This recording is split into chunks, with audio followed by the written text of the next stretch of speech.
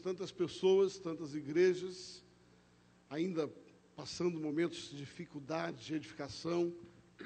E cada vez que eu pude estar nesta casa, né, sempre que chego aqui tem um projeto novo, tem algo vivo, tem algo acontecendo. E eu louvo a Deus pelo privilégio de ver esta igreja crescendo, comemorando mais um ano de existência.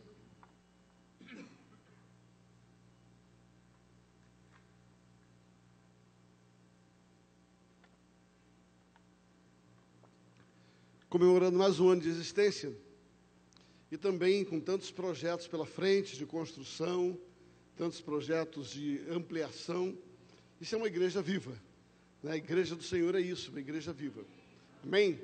Trago da nossa igreja, Comunhão Cristã Verdade e Vida de São Paulo, um grande abraço e antecipadamente os parabéns por esses anos de ministério. Eu quero dividir com você uma palavra da parte do Senhor, intitulada, se você gosta de anotar, a palavra, o tema da nossa mensagem de hoje é Entre a Promessa e a Posse. Repete comigo, entre a promessa e a posse. Abra sua Bíblia, por favor.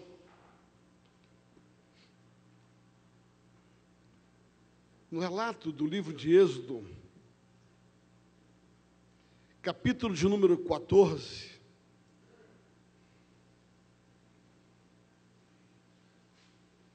a partir do versículo 9, Êxodo 14, a partir do versículo 9, nos diz assim a palavra do Senhor: E os egípcios perseguiram-nos todos os cavalos e carros de Faraó, e os seus cavaleiros, e o seu exército alcançou-nos acampados junto ao mar, perto de Peti-Heroite, diante de Baal-Zeflon.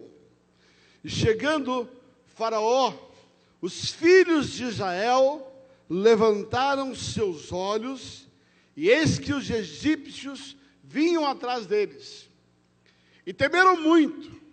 Então os filhos de Israel clamaram ao Senhor, e disseram a Moisés: Não havia sepulcro no Egito, para que nos tiraste de lá, para que morramos neste deserto?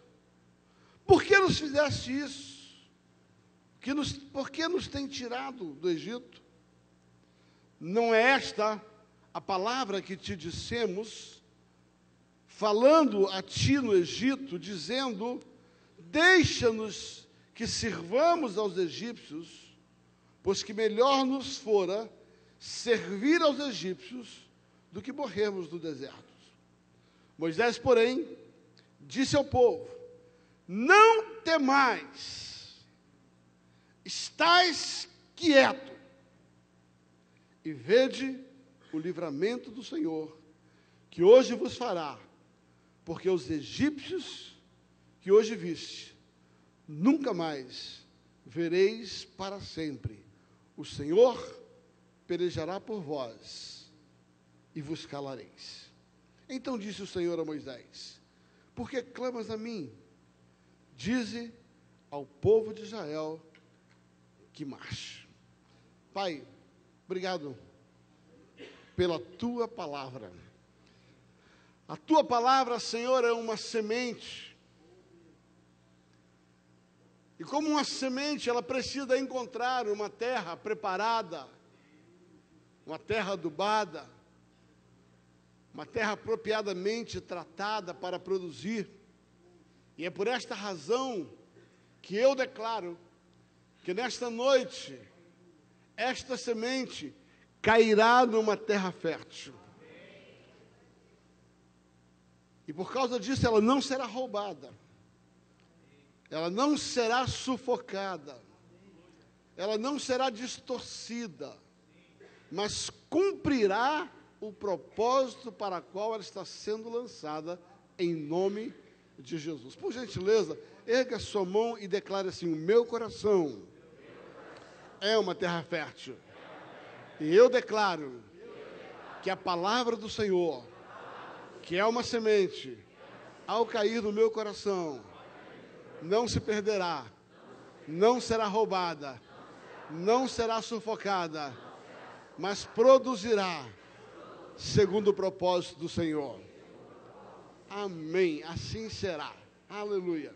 Queridos, para mim uma das grandes dificuldades de todo ser humano, e não é diferente dos cristãos, é esperar. Coisa difícil é esperar. E eu aprendi que Deus tem uma sala de espera. Eu aprendi que Deus tem uma sala de espera. Quem já passou por consulta médica sabe muito bem o que eu estou falando. Uma sala de espera, onde você está ali sentado, esperando alguém que vai lhe trazer uma solução para uma enfermidade, para um problema. Eu quero dizer para você que a sala de espera de Deus existe. Não física, mas ela existe. E o que o texto nos mostra, e o que esse momento em que esse contexto está inserido, é um momento muito especial. Deus havia feito uma promessa. Por gentileza, diga uma promessa. Fale, uma promessa. Deus havia feito uma promessa. Deus havia chamado Abraão, e você vai ver isso em Gênesis capítulo 15, onde ele chama Abraão e diz assim: Abraão, deixa eu lhe contar um segredo. Você vai ter um filho. E esse seu filho terá um filho, que terá um filho, que terá um filho. Depois, a sua descendência irá para uma terra alheia. E nessa terra vão passar 400 anos. E depois de 400 anos, a taça da minha ira contra aquela nação vai estar cheia. E eu vou levantar alguém, um libertador, e vou tirar vocês dessa terra e vou colocá-los numa terra que mana leite e mel.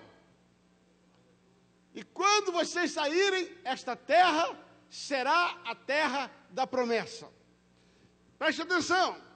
Deus chama Abraão, lhe faz uma promessa e lhe conta o processo.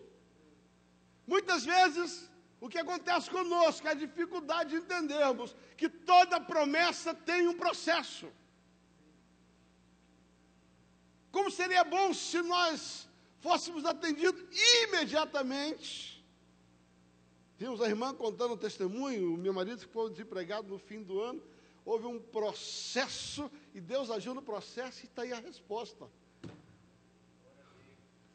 Porque Deus não é homem para mentir, e nem filho de homem para se arrepender. E Deus tem palavra. E quando Deus promete a Abraão, Deus fala a respeito de um processo. Se você conhece a história, Abraão tem um filho por nome de Isaac. Isaac tem um filho, entre os filhos, o nome de Jacó. Jacó tem entre os seus filhos um jovem chamado José. E nesta geração, José é levado para uma terra alheia, ou seja, a promessa se cumprindo na íntegra.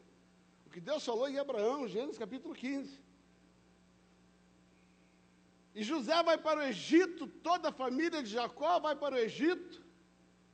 Chega no Egito, passa-se 400 anos. Tudo que Deus havia dito que era do processo, aconteceu.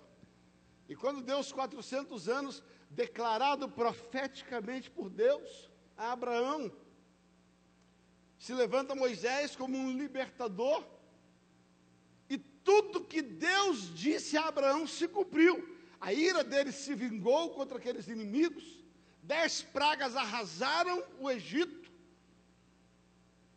e Deus então tira aquele povo com mão forte. Queridos, a proteção de Deus era algo tão especial. Preste atenção, eu quero que você entenda algo, que mesmo mediante a luta, você está protegido. Quando eu olho as pragas, eu olho isso claramente, porque quando Deus veio se vingar do Egito, quando a ira de Deus se levantou contra o Egito, a Bíblia diz que quando vinha a praga da rã, todo o Egito se enchia de rã. Entretanto, quando José levou seus pais para o Egito, Faraó lhe deu um pedaço de terra que tinha o nome de Gósen. Dentro do Egito havia um pedaço de terra por nome de Gósen. Deixa eu lhe contar um segredo. Tinha rã no Egito inteiro, mas em Gósen não tinha. Via piolho no Egito inteiro, furunco no Egito inteiro, mas em Gósen não tinha. Deixa eu dizer algo, queridos. Sabe o que chama esse Gósen? É o lugar aonde você está. A praga pode vir aonde for, mas na sua casa ela não vai chegar. Pastor, mas eu estou passando um momento. Fique tranquilo, é só processo. E essa doença não é para a morte, mas para que Deus seja glorificado. Essa situação não é para que você se desespere, porque no palco que o diabo arma para te derrubar, Deus sobe para ser glorificado. E é isso que você precisa entender nesse texto. Agora Moisés tira o povo conforme a promessa. Passa-se 400 anos depois de José, praticamente 800 anos depois da promessa, tudo se cumpre como Deus havia dito, ponto a ponto. Cumpriu-se com tantos detalhes, que o final da profecia de Gênesis 15 é: vocês sairão com os muitos bens. E mesmo tantos anos depois, quase 800 anos depois, a promessa de Deus se cumpriu antes daquele povo sair.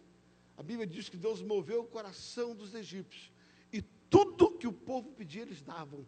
Eles saíram com muitos bens, conforme Deus prometeu. Tem uma palavra para te dar: tudo que Deus prometeu vai acontecer na sua vida. É só você segurar firme o processo. Segura firme o processo. Agora Moisés está andando em meia jornada. Moisés está caminhando em meia jornada. Mas sabe, queridos, qual é a nossa dificuldade? Tudo que eu falei você já sabe. Deus é fiel, Ele promete, Ele cumpre. Onde está o problema? Está na espera. Eu sei que cada um tem a sua história, cada um tem o seu testemunho, cada um tem a sua dificuldade. Eu estava na minha mente enumerando a quantidade de testemunho que eu poderia dar aqui nesta noite, mas eu quero me referir a um testemunho de uma maneira específica, onde esse esperar foi algo tão claro de Deus. Me recordo quando, em 1997, por obediência a Deus, nós nos mudamos para Curitiba, para vivermos de tempo integral no ministério, e em função disso, nós deixamos de entrar num grande sonho que Deus tinha nos dado. 2 anos antes disso, eu morando no Rio de Janeiro, Deus havia nos favorecido com bens materiais, e nós tínhamos um sonho de comprar um apartamento de frente para o mar. Eu, minha esposa e minhas 2 filhas. E o fizemos, e Deus nos deu essa graça. Em 1995, compramos um apartamento na Barra da Tijuca, no lugar mais caro de metro quadrado daquela região, porque na Barra da Tijuca tem vários níveis, tem vários lugares com preços diferentes, como qualquer cidade. Na área mais nobre da Barra da Tijuca, de frente para a praia, Deus nos permitiu comprar um apartamento. E eu me recordo que de 95 a 97, aquela ansiedade daquele brinquedinho novo, muitas vezes eu fui lá na obra, né? Em 97, no início, eles nos permitiram subir no prédio, e um dia eu subi no 14º andar, onde tinha uma sacada, e eu entrei naquela varanda, e eu olhei para aquela varanda, e à minha frente estava todo o mar da Barra da Tijuca. Eu saí, fui para a janela, onde ficava o quarto de uma filha, estava aqui a floresta da Tijuca. Entrei no outro lado, onde tinha uma cozinha, na cozinha tinha uma sacada, que tinha varanda até na cozinha, aquela varanda gourmet, lateral, apartamento de quase 200 metros quadrados, de frente para o mar. Você olhava lá o final da Barra da Tijuca, e eu me recordo que aquele negócio encheu meu coração, e de gratidão a Deus por aquela bênção. E nós nos programamos para que julho de 97 nós mudaríamos. Matriculei minhas filhas na escola próxima. Quando foi em maio, Deus nos deu uma palavra. E Deus nos pediu para deixarmos os negócios, para deixarmos o Rio de Janeiro e assumirmos o nosso primeiro ministério de tempo integral na cidade de Curitiba.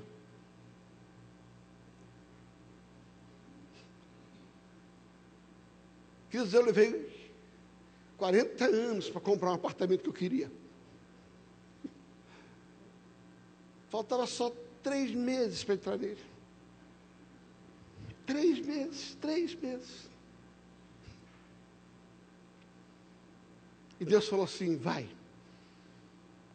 Louvado seja Deus pela pastora Mirna, minha esposa, porque na hora que você começa a tentar dar ré, tem uma mulher sábia que empurra você, não, desobedece não, vai ficar ruim. Ela estará com vocês no mês de junho, falando no encontro de mulheres aqui, no encontro de família, né? Vocês vão conhecer o testemunho tão lindo da vida dela, de cura dela. E queridos, nós obedecemos a Deus, nós nos mudamos. Dia 4 de julho de 97, nós mudamos com a família para um apartamento alugado em Curitiba, com saudade do apartamento próprio no Rio de Janeiro. Passamos 6 meses pensando na praia, num frio de 0 grau. Imagina um carioca em Curitiba, só a misericórdia. Querido, eu não tinha um casaco, um agasalho de frio. O dia que eu cheguei, no dia seguinte, deu -1.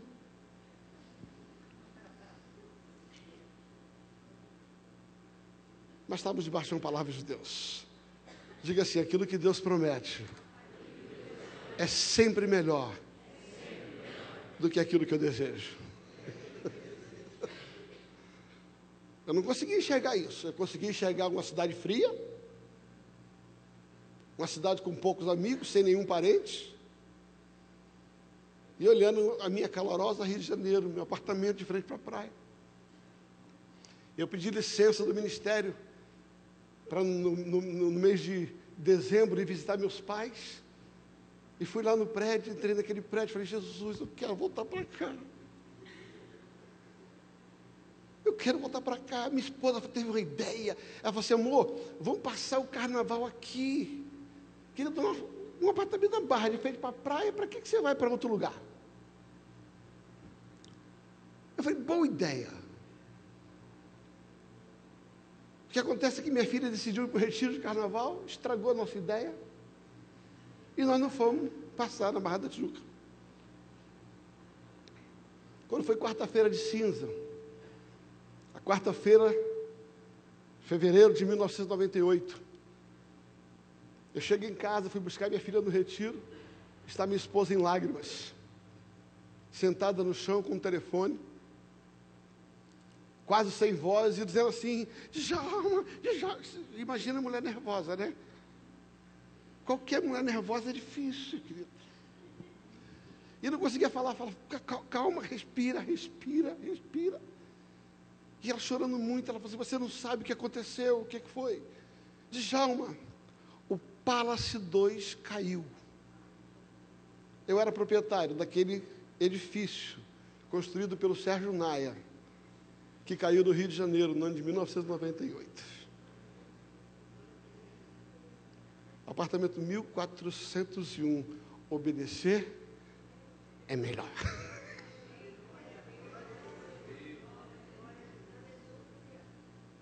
Se a gente não tinha entendido nada até ali a gente já deu glória a Deus, falou, obrigado, Jesus. E naquela hora eu falei assim, ainda bem que eu obedeci. Só que agora nós tínhamos um problema. A maior parte do nosso dinheiro está investido naquele prédio que caiu.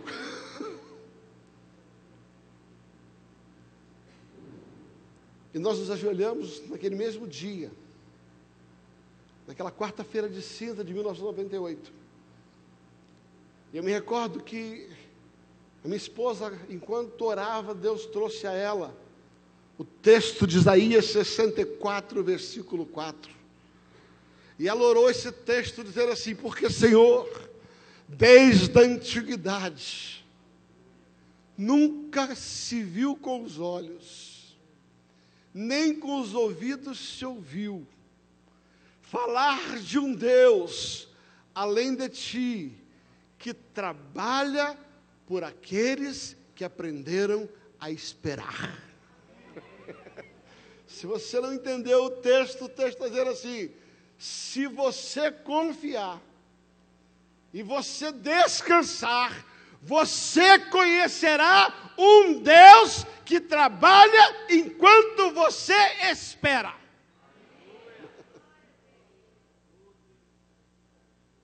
E vocês têm ciência, aqueles que de alguma maneira acompanharam, mesmo que en passant, que até o dia de hoje, centenas de famílias nunca receberam nada. Menos de 90 dias depois, pela graça do Senhor e pela fé do Senhor e pela palavra do Senhor, nós somos chamados, recebemos integralmente tudo aquilo que nós investimos. Porque Deus trabalha por aqueles que aprendem a esperar.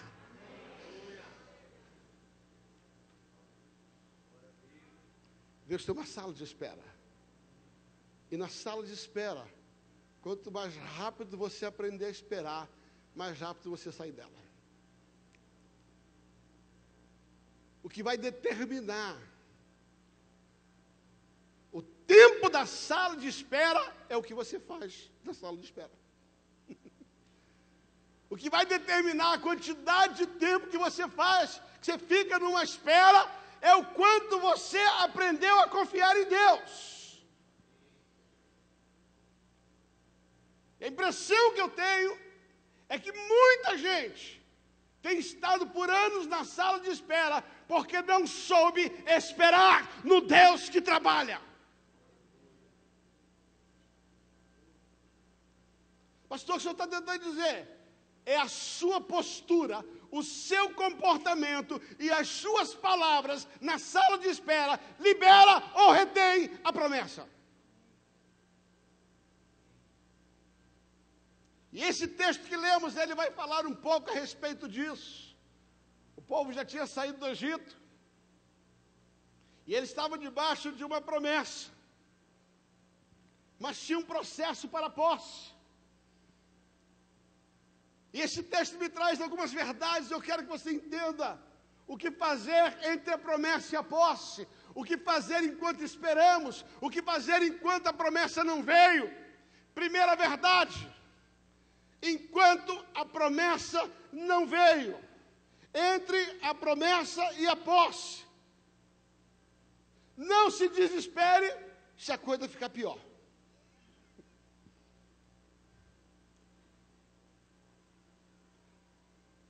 A impressão que tem é que Deus dá uma palavra e a gente parou. Daqui a pouco você vê, meu Deus, piorou.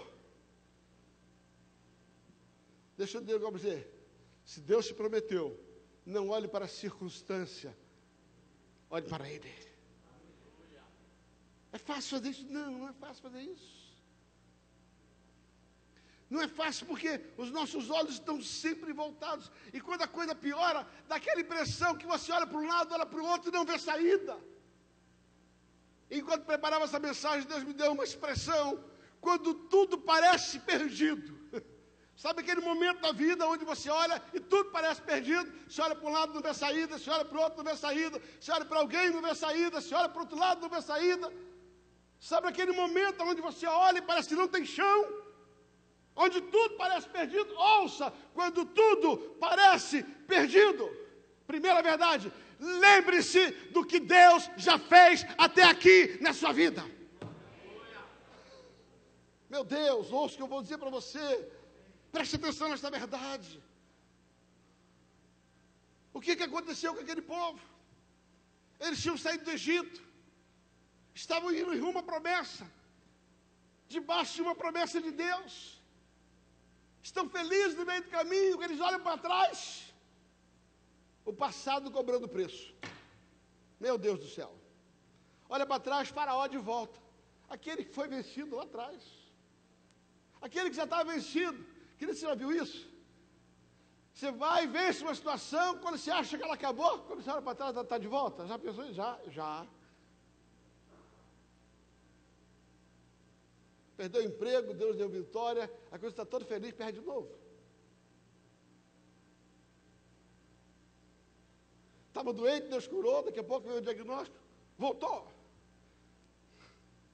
O povo olha para trás, está lá o passado de volta, apertando o calo. O povo olha para frente, um mar impossível de passar, o mar vermelho. Olha para frente, só impossibilidades. Não consegue ver como é que vai passar. Olha para um lado, uma montanha. Olha para o outro, uma montanha. Qual é o cenário aqui? Sabe o que estava acontecendo com aquele povo? Olharam e disseram assim, pronto, parece tudo perdido. Para trás, o passado vindo nas costas. Para frente, uma impossibilidade. Por um lado, uma limitação, por outro lado, uma limitação.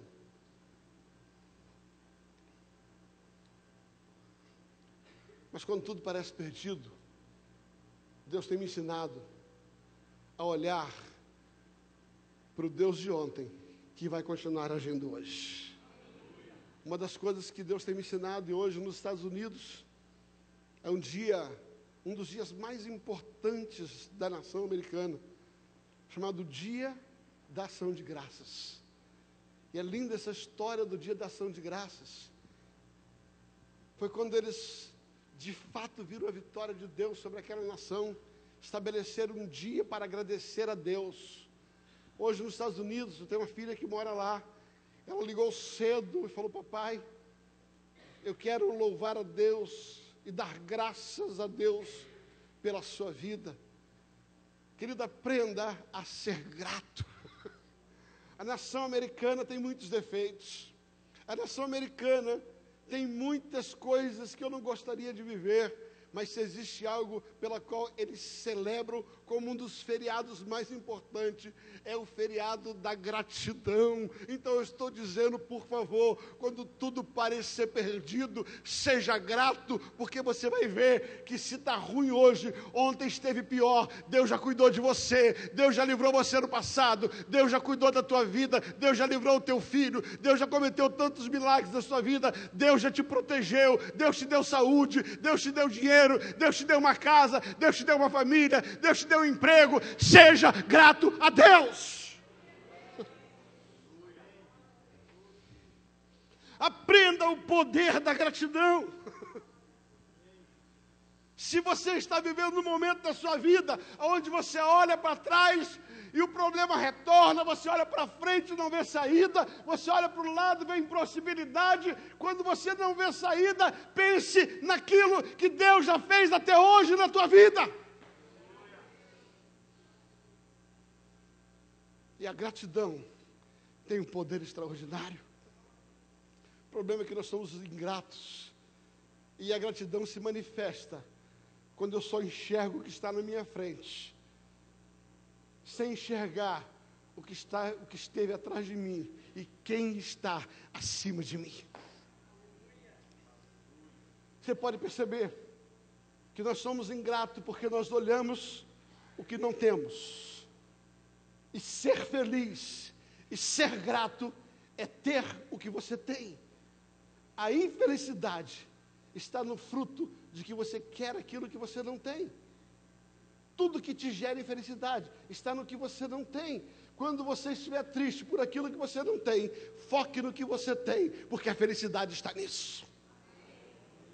Pastor, eu não tenho carro, mas eu tenho saúde. Pastor, eu não tenho, meu filho não está mais em casa, mas ele vai voltar. O Deus que cuidou dele até aqui. Quando tudo parece perdido, seja grato. Olha o que Deus fez na sua vida até aqui. Sabe o que aconteceu com aquele povo, querido? Aquele povo esqueceu dos 10 milagres que Deus fez para tirá-los do Egito. Aquele povo não estava lembrando da quantidade de ouro que Deus liberou para que eles pudessem sair. Aquele povo não estava lembrando que todos os primogênitos do Egito morreram, mas os seus filhos estavam salvos. Aquele povo não estava lembrando que não lhe faltava pão, não lhe faltava água, as roupas não envelheciam, o sapato não se consumia. Aquele povo só estava olhando o problema, aquilo que não tinham, mas esqueciam daquilo que Deus já havia fazendo, fazia tempo. Deus tinha tirado aquele povo da escravidão, Deus tinha livrado de 10 milagres, Deus tinha protegido eles da terra, Deus tinha livrado dos seus filhos, Deus tinha lhe dado comida, Deus tinha lhe dado água, Deus tinha lhe dado proteção, Deus não deixou que o sol queimasse, não deixou que a noite fria congelasse. Eles não lembravam nada do que Deus tinha feito, porque estavam olhando o mínimo, a impossibilidade presente. Se você não entendeu, eu vou repetir. Se você está numa encruzilhada, num beco sem saída, num lugar onde tudo parece perdido, tire o foco do que você está vendo, olhe para trás e veja o que o Senhor já fez. Que lindo! O autor do poema cristão descrito no Inário Batista, que conta quantas bênçãos, quantas são recebidas da divina mão. Se uma fosse contada de uma única vez, ficaria surpreso de ver o quanto Deus já fez. Queridos, não seja ingrato. Não permita que seu leve e momentâneo problema, a sua leve e momentânea tribulação, atrapalhe de você olhar para o Deus que te trouxe até aqui. De olhar para o Deus que cuidou da tua família, o Deus que te livrou dos acidentes, o Deus que cuidou de você e você nem sabe, o Deus que com mão forte te livrou, o Deus que evitou os acidentes graves, o Deus que cuidou da tua casa, o Deus que te deu emprego, o Deus que te deu saúde, o Deus que te deu o ar, o Deus que te deu uma igreja, o Deus que te deu uma família. Seja grato.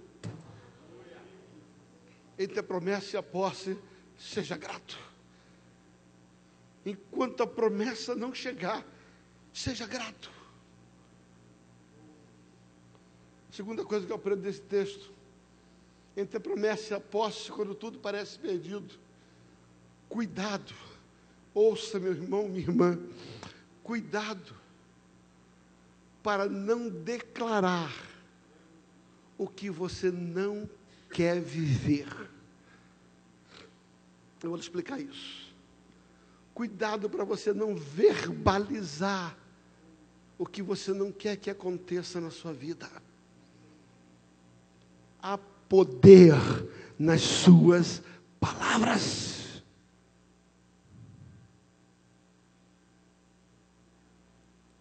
Quantas pessoas você conhece que no momento difícil pragueja contra si mesmo, usa a sua boca para trazer maldição e não bênção?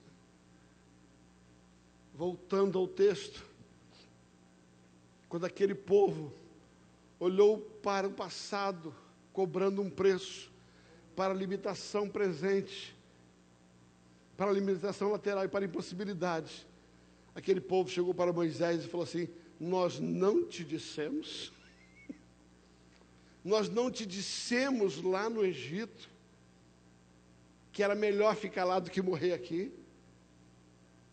Ouça o que eu vou dizer: as suas palavras têm poder.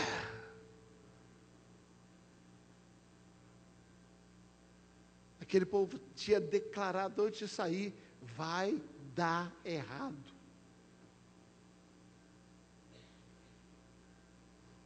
Cuidado, para que nos dias difíceis você não use sua boca contra a sua fé.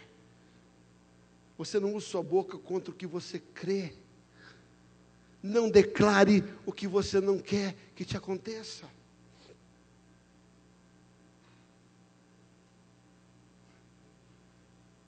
A Bíblia diz no livro de Jó, que Jó disse: o que eu mais temia me aconteceu. O que ele está dizendo? Eu sabia. Eu sabia. Isso é tão verdade que no capítulo 1 de Jó, a Bíblia diz que ele oferecia sacrifício pelo medo que os filhos errassem.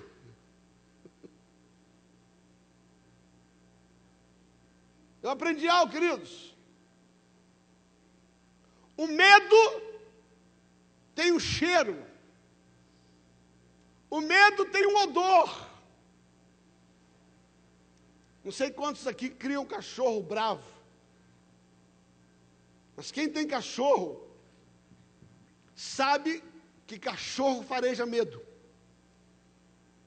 Quanto mais medo você tem, mais chance você tem de ser comido pelo cão.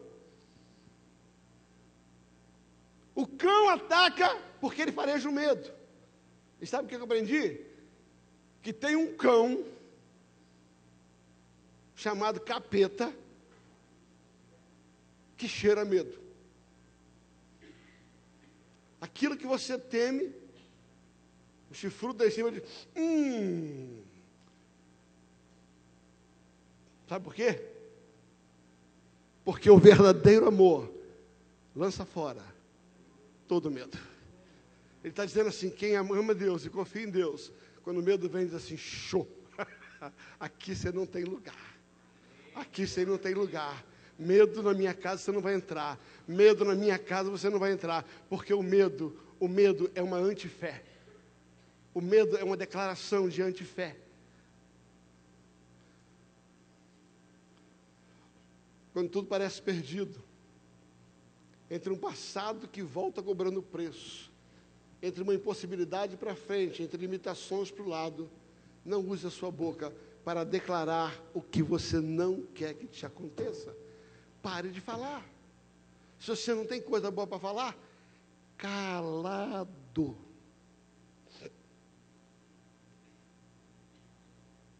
Queridos, você pode perceber. Quando alguém chega na minha sala e diz assim, pastor, tenho tanto medo do meu marido me trair. Pronto. Chamou o chifrudo para o casamento. Pastor, tem tanto medo de perder o emprego. Pronto, está lá o chifrudo. Ó. Já fungou o medo. Pastor, minha mãe teve câncer, minha avó teve câncer, tem tanto medo de ter câncer. Ao chifrudo lá. Ó.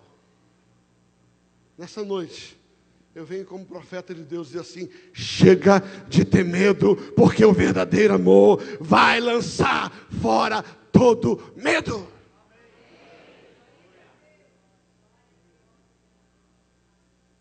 Pastor, e quando vem aquele temor? Isaías 64, versículo 4. Senhor, desde a antiguidade, nunca se viu com os olhos, nem com os ouvidos se ouviu, um Deus além de ti, que trabalha por aqueles que confiam, por aqueles que esperam. Eu sou daqueles que confia no Senhor. O salmista diz, entrega o teu caminho, o teu dia a dia, as tuas decisões, aquilo que está te afligindo, entrega o teu caminho ao Senhor, confia nele e tudo mais Ele fará, em nome de Jesus. Hoje eu declaro que todo espírito de medo sobre a tua vida está eliminado na autoridade do nome de Jesus. Todo espírito atormentador, todo espírito do inferno, tudo aquilo que está provocando instabilidade, inquietação, preocupação, medo na saúde, na família, no emprego, na empresa, nas finanças, entre os filhos, eu declaro agora, confia no Senhor.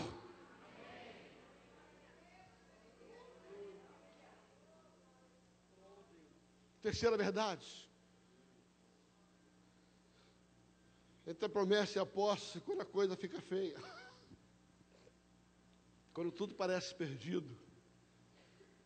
Aprenda a declarar o que você crê.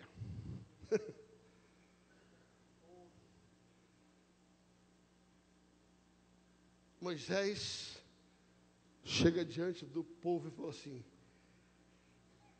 calai-vos! Por quê? Porque está falando mal deles mesmo, está traindo mal para eles. Primeira coisa que Moisés irmão disse assim: gente, cala a boca. Segunda coisa que ele diz: não temais. Ele está dizendo assim, além de ficar calado, manda embora esse medo. Aí ele começa a declarar. E eu vou falar e você repete comigo, porque é profético. Levanta a mão e diga assim: vede o livramento que o Senhor hoje vos fará. Porque este problema que você vê agora, nunca mais vereis. Aleluia. Queridos, o que Moisés faz? Ele primeiro anula a palavra maldita, ele anula a palavra da declaração anti-fé, e depois ele declara a fé. Depois ele começa: ó, não tema, fique quieto, não abra a boca se você não tem o que falar bem, não fale mal, não tema, porque você vai ver, hoje o mal que vem sobre a sua vida, aquilo que você está preocupado, Deus vai entrar com providência e nunca mais você vai ver outra vez. E eu encerro essa mensagem dizendo para você: entre a promessa e a posse, se prepare, porque vai soprar um vento de Deus que vai abrir essa impossibilidade. A partir do versículo 20, Deus fala algo para Moisés, diz assim: Moisés, fala para esse povo não parar. Preste atenção, queridos. Lembre o que Deus já fez. Não use a sua boca para falar o que você não quer viver. Declare o que você quer viver. Não pare. Marche, vai avante. Porque Deus vai te dar livramento. Deus diz: diga ao povo que ande, diga ao povo que marche. E a Bíblia diz que Deus fala assim: Moisés, estende a mão sobre esse mar aí. E a Bíblia diz que Moisés põe a mão sobre aquele mar. E aqui é a parte gostosa do texto. A Bíblia diz que veio um vento do Oriente. Ouça, o que abriu o Mar Vermelho não foi o cajado de Moisés. Vá até o versículo 21 em diante, você vai ver. O que abriu o Mar Vermelho foi um sopro de Deus. E Deus fez um vento entrar por aquela impossibilidade, pelo meio daquele mar, por aquilo que homem nenhum podia fazer, por aquilo que médico não podia fazer, por aquilo que o governo não podia fazer, por aquilo que o marido não pode fazer, aquilo que os homens não podem fazer. É nesse momento que Deus sopra nesta impossibilidade. E a Bíblia diz que ele soprou, e veio um vento do Oriente, e o mar se dividiu. E eu gosto no texto quando diz assim: e formaram-se duas paredes de água.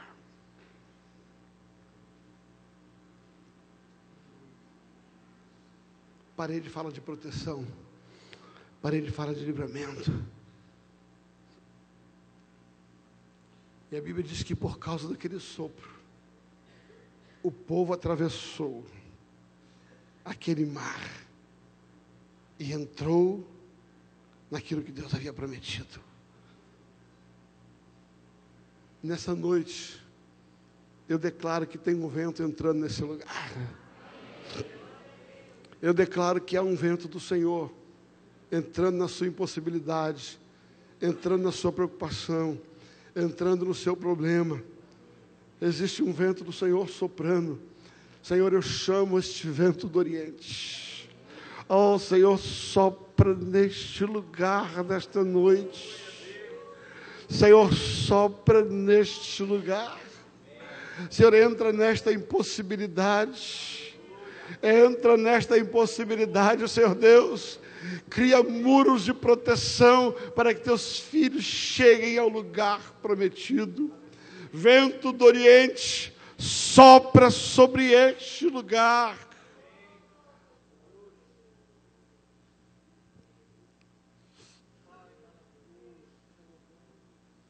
Feche teus olhos, por gentileza, querido.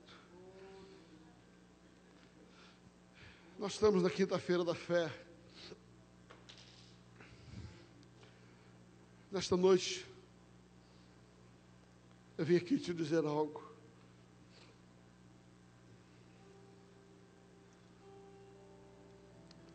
Talvez você esteja vivendo numa sala de espera há muito tempo.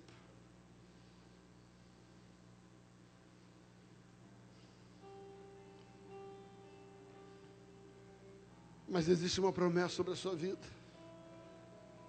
A Bíblia diz no texto de Isaías, capítulo 53. Somos sarados. Você está debaixo de uma promessa.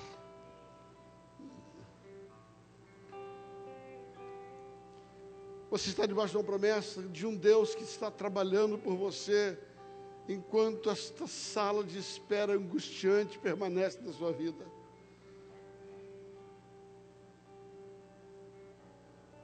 Nesta noite, eu ouso chegar nesta igreja e dizer: